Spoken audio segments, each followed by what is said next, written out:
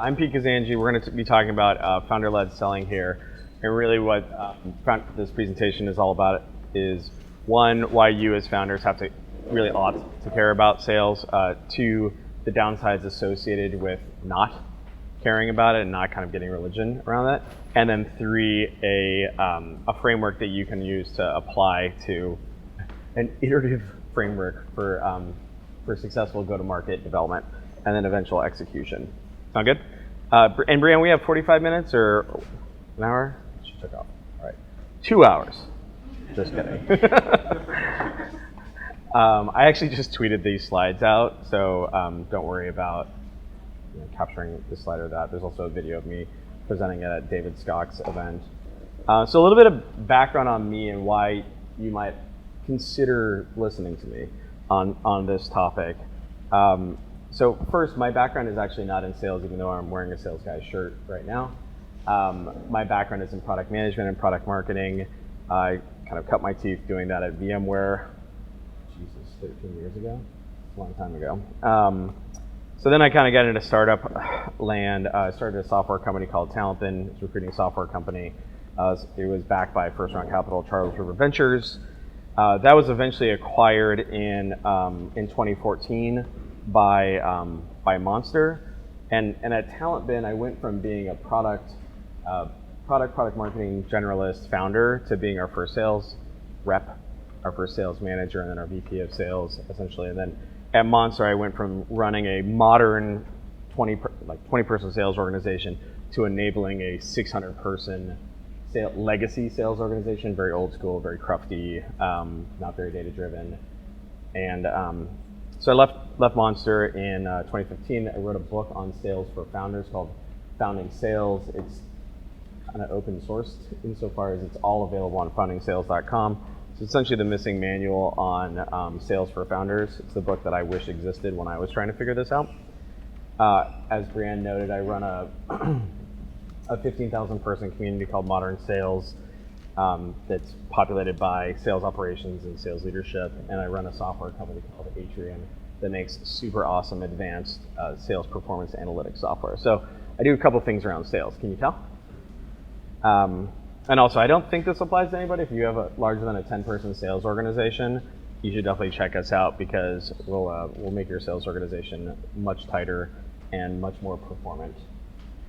So first, we're going to talk about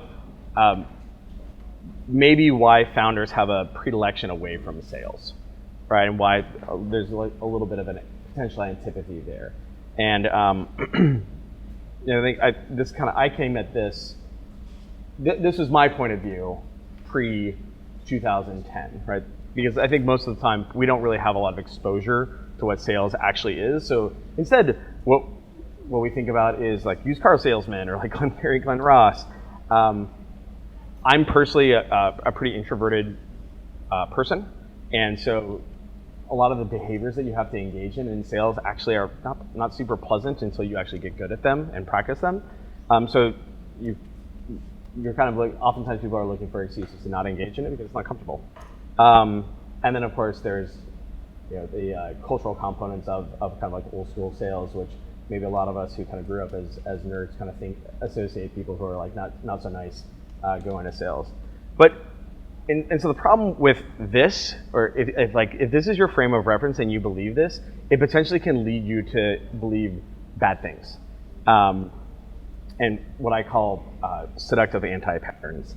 And so a couple of those are, hey, we just like publish documentation, people buy, right? They'll just like self-serve. Or, yeah, you know what, we don't have salespeople. And it turns out that those are largely not true.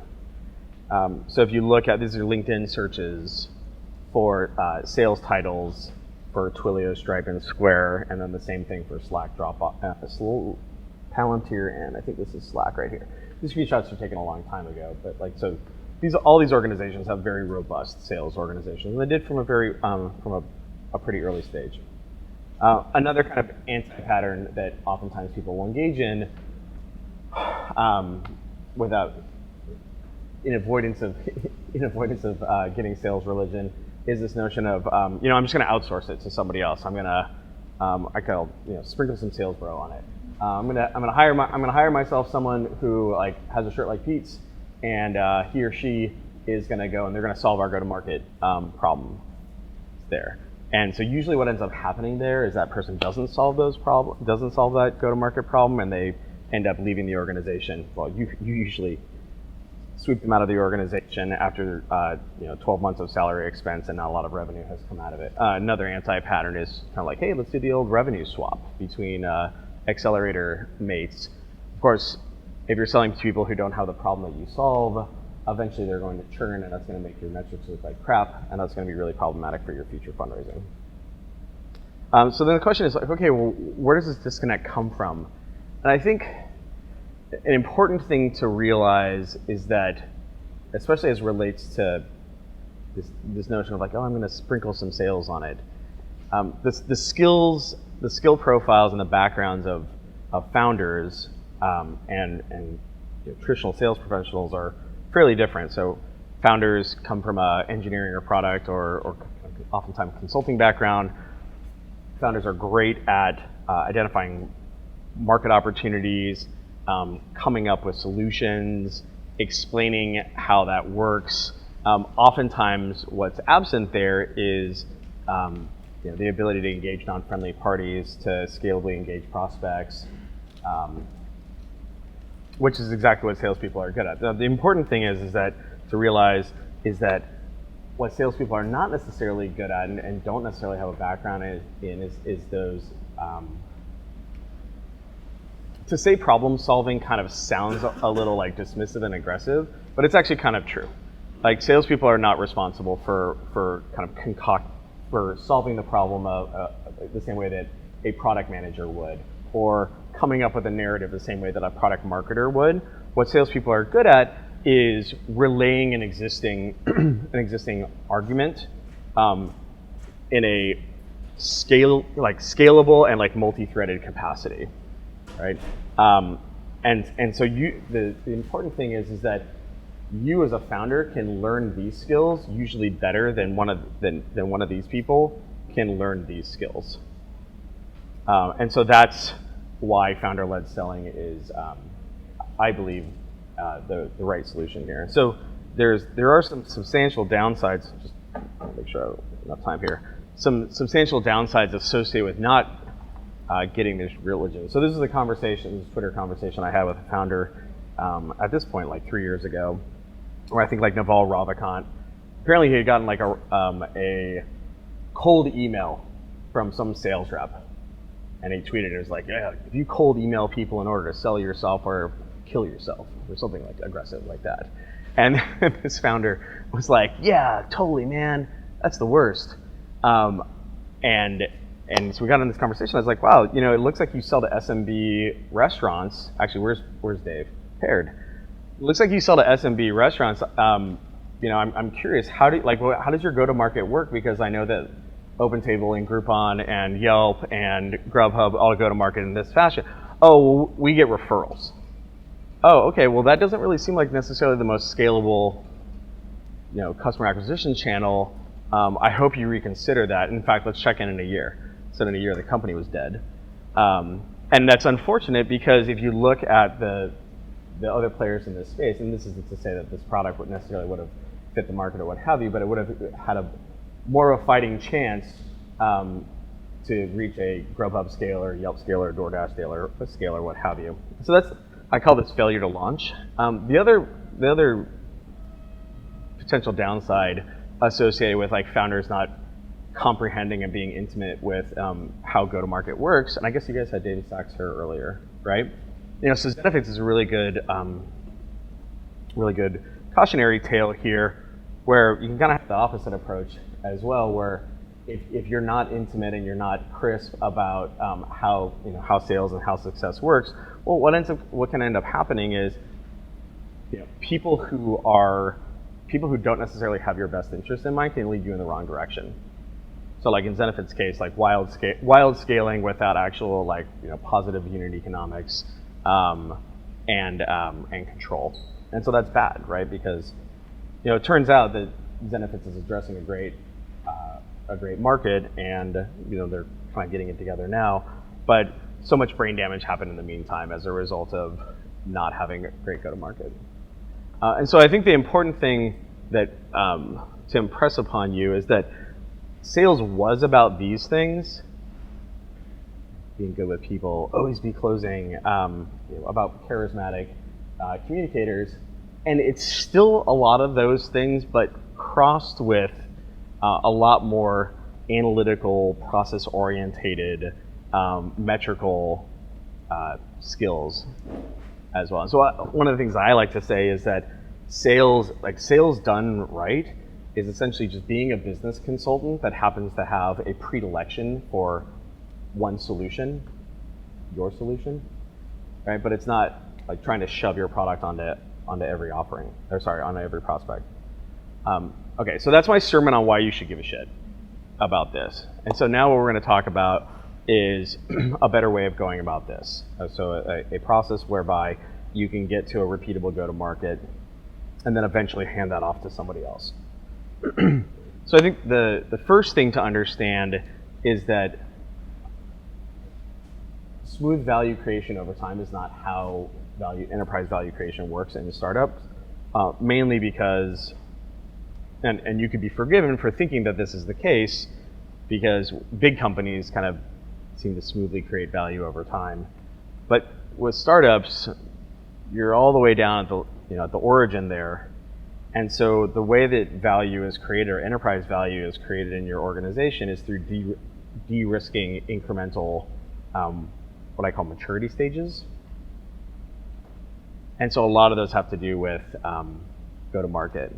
So these are the different kind of stages that I've identified there. So first, do we know what problem we're solving? Then, does it actually work? Does the thing that we built actually solve that problem? Next, will someone actually pay for this? Next, will many people pay for this? And so what you can kind of see here is, the thing that we're working on at a given stage is the thing that we're working on. We're not working on the latter thing. So do we know what the problem is that we're solving? Grind. This sucks. This is a startup. Oh, this is miserable. Oh yeah, we do know what problem we're solving because we did customer development. Okay, cool. Well, now we're going to build it, and then is it actually solving the problem that we set out to solve? Well, the MVP didn't. Grind. Oh, okay, cool. Now it's actually working. Okay, wonderful. Will somebody give us money for that? Grind.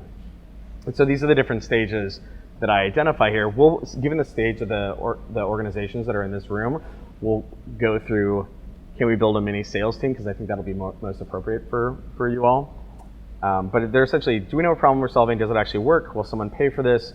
Will many people pay for this? Can non-founders sell this once the founder has solved the sales motion? And then can we build a mini sales team? And then can we maximize that?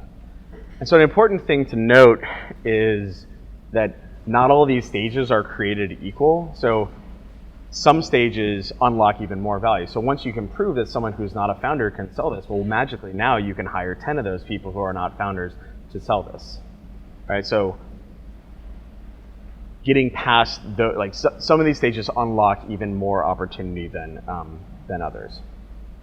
So what we're going to do here is we're going to talk about each of those stages, the things that you ought to be engaged in that stage, and the things you probably shouldn't be engaged in during that stage, and then how you know when it's time to move to the next one.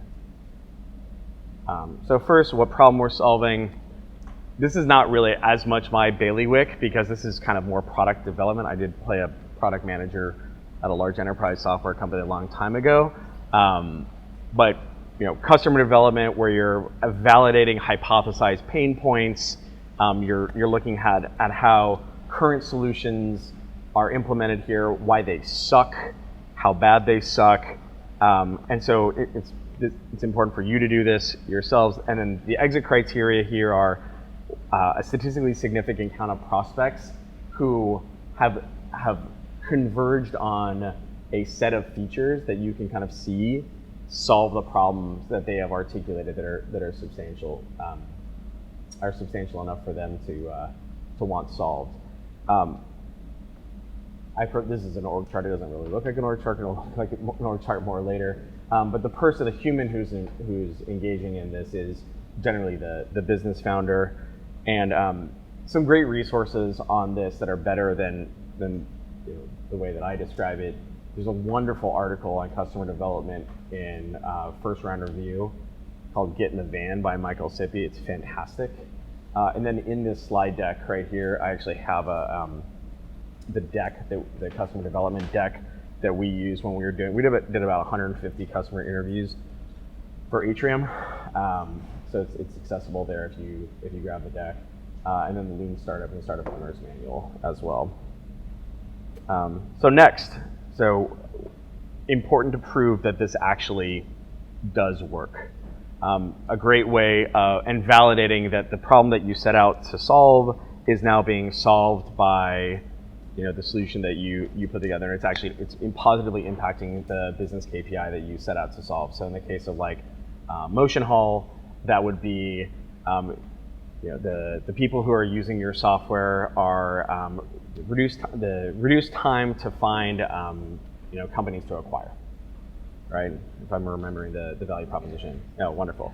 Or if I'm Accord, I don't know if those guys are in here today. A collaboration software that allows for pre-sales collaboration between prospects and sales organizations.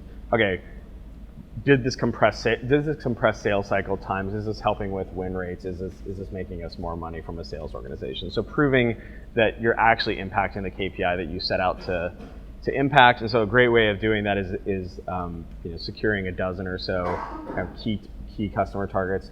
One thing that I neglected to mention earlier, a great way of populating a willing pool of potential beta customers is with a customer advisory panel.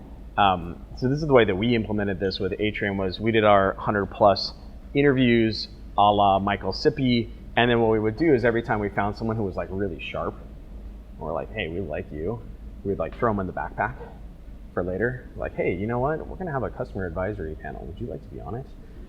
Like, oh wow, I would, right? And of course that was modeled in Salesforce. Probably nowadays it would be modeled in Airtable. But then that's a really great place to pull those initial beta customers from. And so the exit criteria here is proof that your solution actually is impacting that KPI.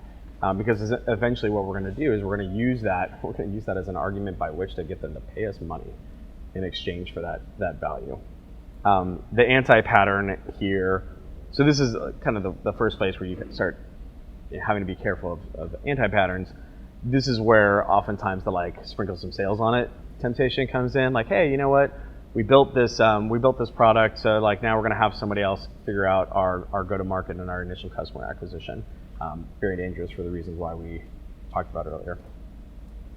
Some useful resources there. These are all links to various chapters some of them are links to various chapters in Founding Sales, so the website. So important tools here, we're going to be sales narratives, defining your ideal customer profile, sales presentations, and initial customer success. Next, will someone pay? So the next step and the step and this step can sometimes be done together. I actually prefer to, if you have the funding capacity to do it, I actually prefer to do them in a stepwise fashion. But by virtue of the fact that you documented that your solution was positively impacting those business KPIs previously, you now have an ROI case to you now have an ROI case that you can make. Hold on. Does anyone know how to use Windows? Just kidding. I remember to use Windows. Where was I? Yeah, presentation of ROI case to those potential customers. And look, hey, Mr. Corporate Development Associate, do you know how much time you would be spending in the USPTO database digging around for companies that you want to acquire for their IP, it would be a huge pain in your ass. Look how many, look how fast this was using Motion Hall. You make $150,000 a year, so that's $75 an hour. So, and we're saving you at least like 25 hours a month. So, man, you should at least give us $1,000 a month for this seat. Come on, it just makes sense, right? Something like that. So that's kind of what you're doing right here is having an ROI rationale associated with an argument for it, sales collateral, and then the exit criteria here is when you've gotten to a small set. I mean, this is, I think an earlier presentation you guys had was on the penny gap. I mean, the first step is really just to get anyone to pay, right? And then eventually over time, you'll probably tune that pricing. Usually it goes up. But yes, the exit criteria is a set of customers paying money. The anti-pattern here, and a good number of them, but importantly, not just paying money, but then also getting utility out of the offering. We actually had this problem a little bit at TalentBin insofar as we got so good at selling, and this isn't me being like, oh man, we were so good at selling. We got pretty good at selling, but we weren't super great at customer success. And passive candidate, like technical recruiting, is not an easy task. It turns out that like hiring engineers is in a frothy market is tough. So we actually ended up encountering a lot more churn than we would have liked because we didn't have because people would buy on a great narrative and a great demo, telling themselves a story that they would utilize, and then they wouldn't ultimately utilize. And so there wasn't good value trade going on there. They gave us $8,000, but they didn't necessarily get that, $20,000 or $30,000 of utility back. And so that kind of bit us in the ass. So that's one thing to be careful of. The main thing to be careful of is essentially just kicking the can down the road and not charging. And just kind of being like, oh, we just need you to use. Because you need to prove that there actually is value exchange there, because people will tell you that that's really interesting. Yeah, sure, I'd love to beta it or what have you. But without actual skin in the game, it usually rings hollow. And this is what your investor is going to measure you on, obviously. Again, the person who's doing this is usually you're still like founder-led selling right now, or like not founder-led selling, founder selling. You are the seller. You're not leading people. You're selling. More resources there. Cool. Next step. Will many people pay for this? So this is more about like the penny gap and proving that someone will pay for this thing. This is more about iteration and like refinement, right? So the goal here, and these numbers are kind of roughed in here, but 30 to 50 opportunities, so at bats, of which 10 to 20 turn into paying customers. Again, these numbers are roughed in there for a SaaS offering that that you sell to a mid-market organization. It's anywhere between like a $10,000 or $40,000 ASP. But the idea here is what you're doing is you're doing more repetitions, right? So okay, we sold it once, great. Let's see if we can do it again. Cool. And what sucked about last time that we can maybe like take the rough edges off. And so what you're doing here is not only are you refining the sales motion, but you're also building tooling around this. So you're going to get new objections that show up. Oh, okay, if I hear this objection more than 2 times, make a slide that addresses it. Oh, I've heard that before. Conveniently, slide 10. Here's the perfect handle to your objection. Do you want to buy now? And so that's the idea here, is that what you're doing is you're iterating that sales motion. You're refining it, because essentially what we're doing is we're tightening it and we're packaging it, because then what we're going to do is we're going to abstract it. We're going to put it in somebody else. So what we're doing here is this is very akin to software development, where what we're doing, we are developing, the term that folks use for this is a sales motion. We are developing a sales motion, but one way to think about it is it's like a runtime. It's a program. You're developing a program, which then we're going to put into a container or multiple containers and have run. And so one way to kind of help you get leverage here, and this is where you start having role abstraction, there's kind of two ways you can go about this. One way that I've seen work is have a sales development rep, so a junior salesperson who's really just responsible for setting appointments, whether that's going outbound or dealing with like inbound and then putting them on your calendar, because you're still selling.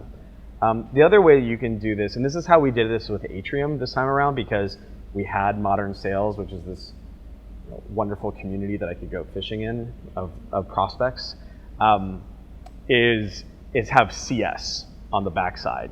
So rather than previously the business founder was doing lead gen, selling, and success, in this case it's like, oh, okay, cool, I closed this customer and whoop, off you go to customer success. Sorry. So that's another way of this pattern works when your critical path is not the getting the meetings, right? But where the first place where you can kind of abstract off some labor is on the success side. If instead it's more difficult for you to get those sales engagements, this can be a better design pattern there. Kind of depends.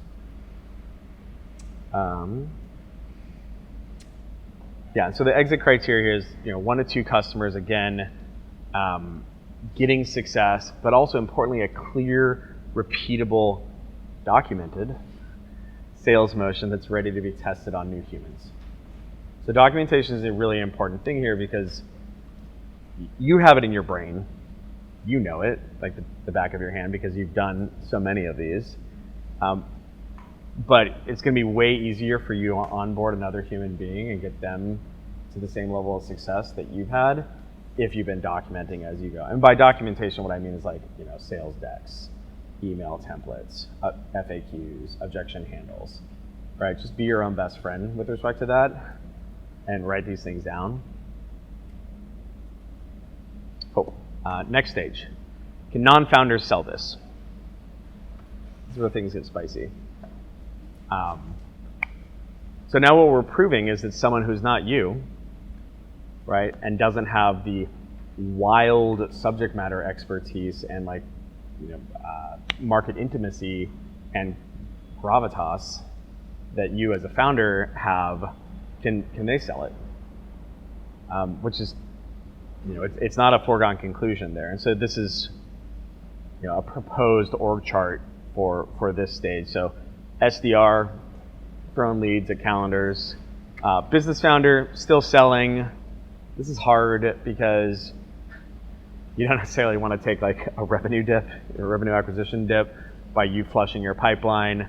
But at the same time, your job here really is not, the focus of your job starts to subside from being the seller and starts instead to be focused on the hiring, the training, and the management of those new salespeople. Because we're now working on a new project. The previous project was proving that the repeatable sales motion worked. The new project, the number one thing that we have to solve is that we can get 1 or 2 other account executives to do this. Because if we can't get other people to sell this, and it's going to be Rachel selling this forever, it's going to be very difficult to get to any meaningful revenue number, irrespective of how amazing you might be as a salesperson. Just one person selling is going to be a problem. And so your focus here really is on getting these individuals to success, using the tooling that you developed in the prior process, in the prior step. And so this can be like a really challenging scenario here, and I kind of screwed it up with Atrium, my most recent company here, by being a little too hands-off.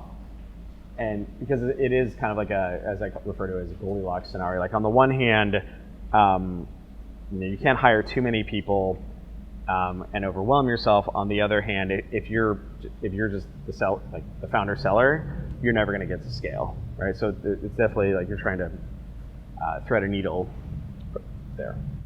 So quick digression on why this is so important here: the ability to hire, train, and onboard reps.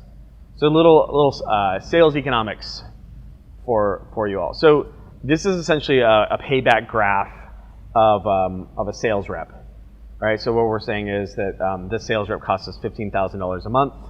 I'm just using like a prototypical mid-market sales rep. What did I say?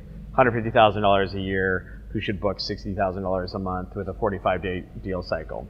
So, when you first hire that rep, they're going to be upside down. They're not going to be closing any business, but eventually over time they start closing some business, and then they get to the point where they're closing way more business than they cost you, and they're a net contributor to the business. And then at this point right here, they're fully ramped.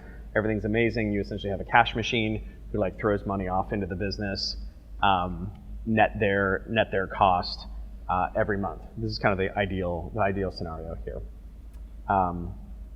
And so the way that this works with incremental people is you just multiply it out. So in this case, like, oh, we hired a class of 4 reps. Great, they're costing us $60,000 per month for the first couple months, and then we get them to success, and they're now throwing off $180,000 a month, and everything's great.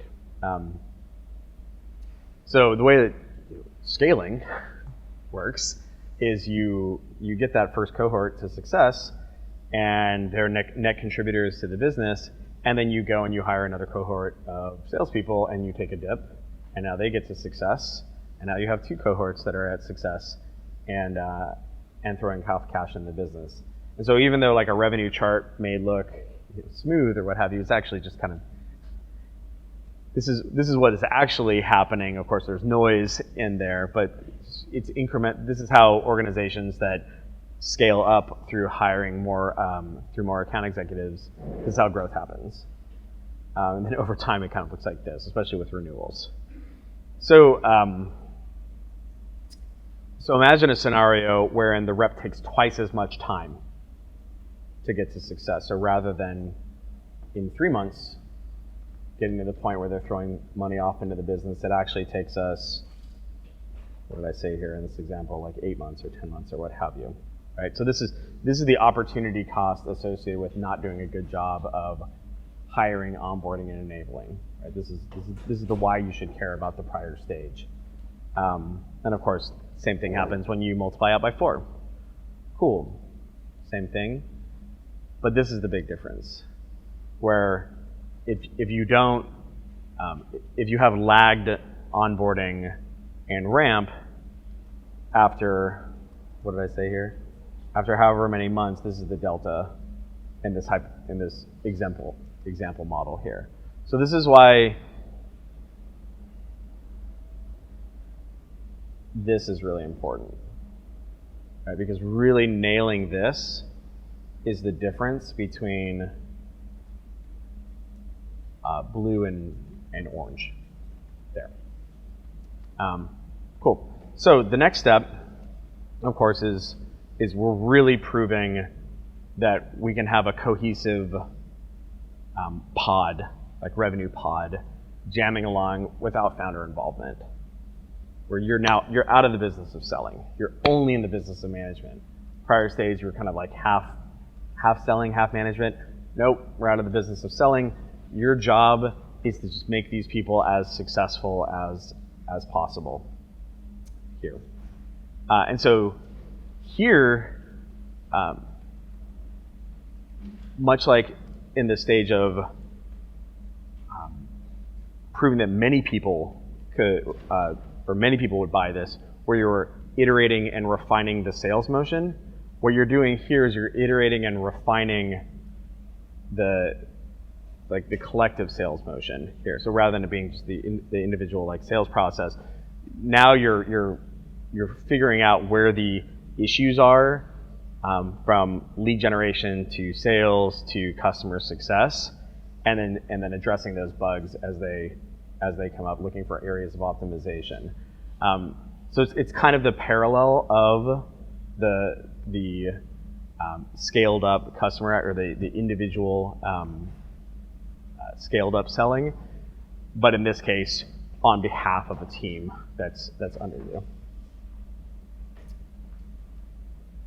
And then, kind of an important thing to realize is that this right here, you'll note that SDR, AE, CSM there, that's just 3 of these. So this is how SaaS sales organizations scale up. It's not individuals who suddenly start selling 10 times as much as they previously did. You're literally just like scaling up the number of humans. And so this is kind of the stage at which you would probably, or ahead of this, would probably bring in professionalized sales management and potentially add sales operations to help assist you or the head of sales in the systematization of this. And this is like double black diamond, so we're not even going to talk about this here. Cool. So wow, 344. That's great. Brian, did you want to conclude, or did you want to have questions, or what did you want to do, Brian? You're the boss. Q&A. All right, killer. Yo. Hi.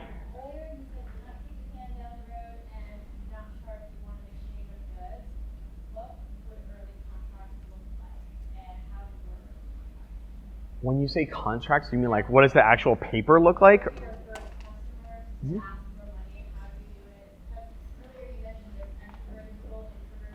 Yeah. Yeah. Killer. So.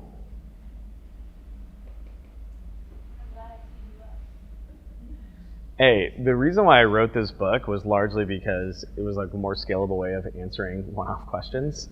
Oh, here you go. Here's the anchor link. Go read this. I'm not going to answer your question by sending you an anchor link right now. But I think, so first, you just have to get comfortable with it. And the way that that happens is through practice. Right? One of the most uncomfortable things in selling is the long silence. Right? And you'll just get good at it. One way to help you on that is to have a really good ROI argument, which I think we talked about. Let's track that as hysterical. I'm not going to go back there. So early on, when we were talking about proof that this shit works and how it makes the life of that research corporate development associate way better. Well, if you have that information and it's like numeric, and you can and you've done good discovery on what the pain point actually is when you were doing your customer development, like this is why that's problematic, or I'm trying to remember, I guess Tandem is in this room. This is the cost associated with bad collaboration. That actually was probably a pretty challenging ROI case to make. I was thinking about that on my walk over. I was like, how would I make Tandem's ROI case? But insofar as you've got that nailed, and then you actually see what value is being delivered to these folks, you kind of have at least you have an irrefutable argument to stand on. It's not gonna be easy, but you'll just start. And another way to kind of, that can help with that, in addition of having a good ROI case with like well-defined success criteria, is also you can just start at like lower pricing. That's, like at TalentBid, we started at $99 a month. Like, come on, geez, somebody buy this. And then we went to $199 a month, and $299 a month, and $399 a month, and then $8K paid up front per year, and just kind of like built on top of that. But what I would recommend you do, so that's like a very quick answer, so just read this chapter on negotiation, closing, and pipeline management. Okay? Yeah, Mike. So I wonder about such a quota you're setting for reps on this. Yep. Because if you dramatically increase quota, it increases shortens that payback period and commit faster. Mm-hmm. Can you talk about how to set that, how to explore it, maybe what other effects it has in terms of managing sales goals? Yeah, totally. What can go wrong? Yeah, so like what the hell is a quota? Right? Actually, I feel that.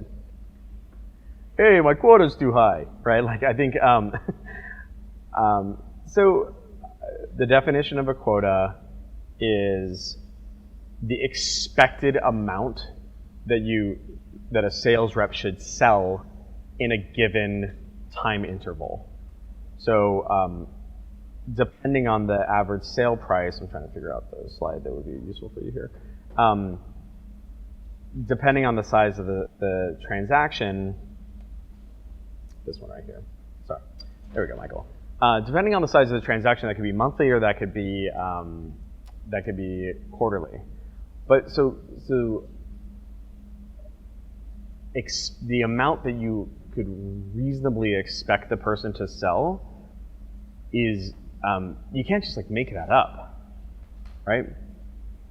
Like usually where that comes from is the result of like the efficiency of the sales motion, how much pricing power the product has, and like other market dynamics. So you can't just be like, oh yeah, you know what, you should like sell $100,000 in software a month, because like obviously. And this is why doing it yourself in a petri dish, like a bench scale. So another metaphor I like to use in sales is like, everyone remembers back to when you're doing in chemistry lab, you do like bench scale experiments first. Like you do the experiment, the reaction happens or doesn't happen. You have to try to repeat the reaction to see if it happens again. Okay, you get to the point where it consistently happens, and then you can potentially scale it up. In this case, setting quotas should come from how well you were able to sell this, right? And so this is where this stage is very helpful, is you're acquiring data that shows, okay, cool. Well, on average, it takes about 3 meetings for a successful sale. You know, this many of our first meetings immediately get shit canned and go away. This many, this many die after our next meeting, and this many eventually go to the close one, and then our average sale price is this.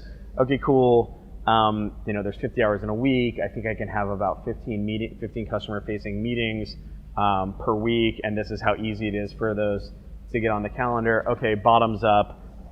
Feels like we can sell, 40K, 30K of software a month. Oh man, that's not very much. Well, that's okay. To start, it's probably okay, and we can raise those over time. Jason Lemkin has a pretty helpful early stage, I talk about it in Founding Sales, a pretty helpful early stage sales comp model. So most account executive compensation models are 50% base, 50% variable compensation. So in the example we had earlier, about $150,000 a year, it'd be like 75K base, 75K variable, where that 75K variable is paid off of usually a 10% commission off of software bookings. That's a more mature compensation model, where you kind of like know, like, oh, okay, cool. You're going to make $75,000 a year if you sell an incremental $75,000 a year on top of your base. If you sell $750,000 of software, off of which you get a 10% commission. And we know that you can sell $750K over 12, which you guys can do the math, per month, because we have 10 other reps who are doing that. That's like a more mature compensation plan. An earlier stage one that he proposes, which I actually really like, is pay rep a base salary, like in San Francisco, it'd be like $6 or $7 grand. Again, it kind of depends on your on like how senior your sales rep has to be. $6 or $7 grand base salary, and then once the rep has covered their costs, so once they've booked more than 6K of bookings that month or 7K of bookings that month, 20% of the incremental. So that's like a way of doing it. But the answer to your question is that it has to be like, a quota is how much somebody should be reasonably expected to sell if they engage in a sufficient quantity and quality of selling behavior. And so in order to set that number, you kind of have to know from a base level, like what is possible for a single human to do, and then you're the first test bed there. So you want to push the size, say again? You want to push it to the size you could. And so, We've also having a shorter range. well, no, that's almost like backwards. Like we can say, hey, cool, everybody has a $2 million quota, and then, but if your sales motion makes it such that people can only sell $200,000 of software a year, then none of those people are going to make money, and they're all going to leave you, right? What's up, Brian? In moving from founder-led sales into hiring your first 1 or 2 salespeople, Mm-hmm. what are some things that early stage companies should think about, and what are some things that you've seen haven't worked well? Yeah. So hiring, who should these people be, right? Where did I lose it? Yeah, so who should these people be? So there's a big, unsurprisingly, big section on this in founding sales. But I think the important things are you want to align your sellers with what your sales motion is. So if you're Dave was here, he's gone now, but if you're Dave from Paired and you sell staffing services to restaurants, and your contract size is $10,000 or what have you, but you're selling to a non-sophisticated buyer, well, people we should probably look at is Yelp sellers, Groupon sellers, Grubhub sellers, DoorDash sellers, or what have you. If we're selling Motion Hall, pick on Rachel, I would imagine that it's a more consultative sale, right? You probably want former consultants or people who are maybe academics who have decided they want to make more money than an academic would be a good seller in those situations. You really want to align the background of the individual to the sales motion. So if it's a heavily consultative sale where you're selling, imagine you're selling Cloudera or Snowflake or what have you. You need to have somebody who's at least directionally technical so they can speak data store to somebody. So you want to have alignment there. And then also what you want to do is not go shopping for somebody like, oh, okay, like a good example of this, and to use Snowflake and Cloudera, oftentimes what people will do is like, you know what, I want to go and get me one of those reps from a recognizable brand name, like, I don't know, maybe an enterprise seller from Slack or what have you. Well, that person is there having joined after the company was like 500 people and there was 100 people in the sales organization or what have you. Even if the sales motion, at least, like maybe use Tandem as an example, even if the sales motion feels like it would probably be similar, you want someone who is intimate with the stage of organization that you're at as well. So usually what my recommendation is like look for the sellers from the prior cohort of startups that are kind of in that space that have broken out, right? So maybe not like early, if we're using Tandem as an example, maybe early sellers at Slack, not like the current folks, or maybe early people at Dropbox or what have you. So those would be the things that I would recommend. The thing that the anti-pattern there is definitely, oh yeah, I'm gonna go get an enterprise seller from, actually Box engaged in a bunch of this. They went out and like hired a gajillion Salesforce and like SuccessFactors people. They're just like wildly expensive, and their cost of sales was just absolutely ridiculous for forever. And you could see it in their S1, and it was really problematic for their go-to-market. Whereas they might have been better served with a younger, more junior, scrappier sales organization. Yeah. The talent example, sorry, of how you started pricing at 99, 199, whatever, and then moved to annual deals. Yeah. Do you have any thoughts on like the pros and/or cons of selling both like individual transactions, like try this for a roll a month versus a whole annual package, like at the same time, versus just doing one or the other? Yeah. So the question is, I guess like the nut of it is monthly versus annual. Sort of, and also like capacity, like just try an individual transaction one roll versus like prepay for a line. Yeah. I mean, I think that's one of the things that you'll experiment with over time. And so pricing is one of the most helpful tools that you have for like getting into an organization, short of product development, because like product development is a pain in the ass and costs engineering resources, whereas like pricing, you can magically be like, by the way, you don't get access to these features, and we're just telling you that you're not gonna have access to it because we're not gonna build the functionality to turn them off. But like, yeah, so now your price is lower. What do you think now? You want to buy? So I think to start, usually what you want to do is keep it simple. I tried to go to it, but unfortunately you have to register, and I'm not cookied on this machine. But there's a pricing section in the product marketing chapter in founding sales. So like, one, it's good to keep it simple to start before you get fancy pants. Usually what I like to do there, or what I recommend to folks, is just index off of kind of the Goliath. does, because like people will be used to that from a transaction standpoint. So in Talenpin's case, LinkedIn Recruiter is kind of the big dog in the passive recruiting or passive candidate recruiting market, and so it's now it's like $11,000 a year and it's paid up front, and so but it's priced on a per seat model.